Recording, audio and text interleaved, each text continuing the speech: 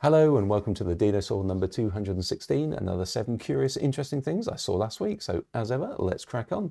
First one is make sunsets, and they will allow you to buy cooling credits for your £4, whatever your equivalent is. So what that gets you is 1 gram of sulfur dioxide dust, which they will release into the upper atmosphere for you, therefore blocking out some of the sun, which will cool the Earth. Now, obviously, we need to cool the Earth because we're warming it up. So this has the equivalent of offsetting 1 tonne of CO2 per year. So you can do that. So I came via this. This has been around for a while, but I thought it was interesting. I came via this through Project ARIA in the UK, and they're doing quite a few experiments around this sort of thing. This is solar radiation modification. There are other ways you can do some funky things with environmental causes. So if you want to do that, you can. On a similar environmental thing, we have raindrops generating electricity. Now, of course, you can generate electricity through water, but you need a hydroelectric dam and a turbine and things like that.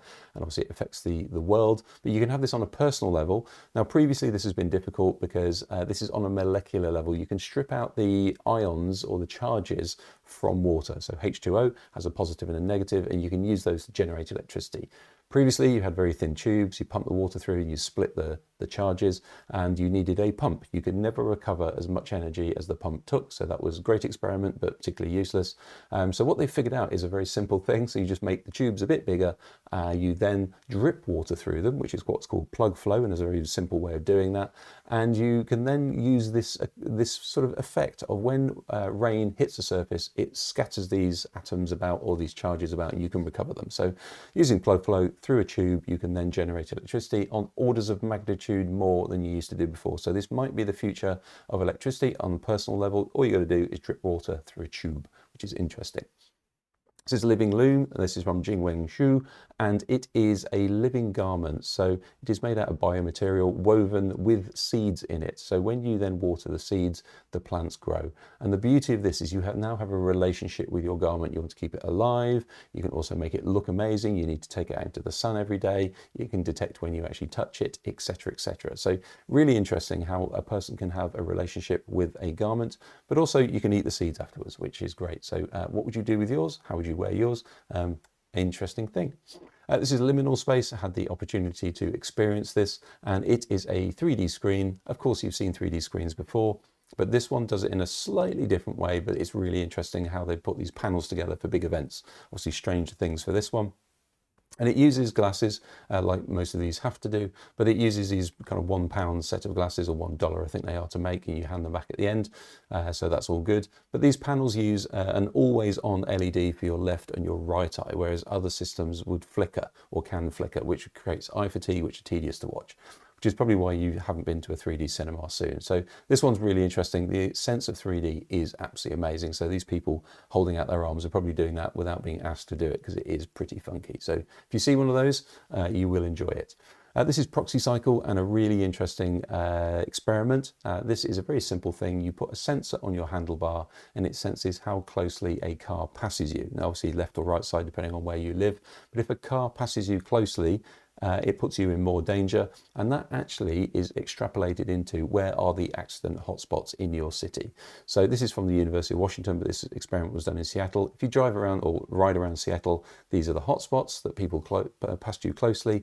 But if you map that onto where the collisions actually historically happen, it's a pretty good match. So very simple. If you're a town planner and you're watching this, then stick one of these on a bunch of bikes, maybe even the sort of the higher bikes in your area, and you'll get free data. You'll know where to improve the cycling lanes. This is link bots. Always love a good swarm bot, and this is a very basic approach to it. So you have a bot that will just go in one direction, but you connect it with little links, and how you connect it and what links you put on a strand of these things will define how it moves. So they can oscillate, for instance, or go in straight lines, or just wiggle. So this one's going in a straight line. Aim it at a gap. It will go through the gap depending on how you actually did it. This one will oscillate. The one on the right will change direction. There it goes, and it will go through this little gap. This one, for instance, will always just try and go in a straight direction, will be affected by its environment. This one will try and go left, but then will oscillate right. and then this one will always go hard left. So depending on how you link things, you can get it to do certain tasks. So that will be quite interesting. And these are obviously super small devices, but they can do things, which is interesting. Exactly how these will be in your world, I'm not really sure. I can't see your takeaway, your Deliveroo being, or your Just Eat or whatever, being delivered by one of these. So there you go, interesting. And finally, we have a computer agent. So if you've been following your AI, you know that agents are things that can do skills. In this case, the agent has been trained to use an actual computer, so you can then interact with it via Hugging Face. It will do whatever you want, in theory. There's two things about this one that are interesting. One is it's interesting. You can get it to look up things on the internet. You can get it to open the terminal, run commands on this kind of virtual computer, all through your browser. So go and have a play on the link down below, and you can get it to do that as well. Now, the other thing that's interesting is I couldn't actually get this thing to work. So other people have.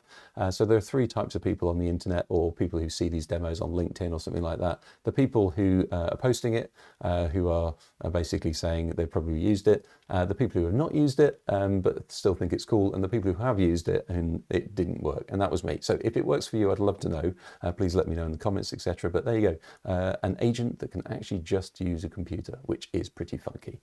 Hopefully that was interesting. Hopefully it was useful. If it was, give it a like, all that sort of stuff. If you're not subscribed, shame on you. You know what to do now. Smash the button, and I'll see you next week.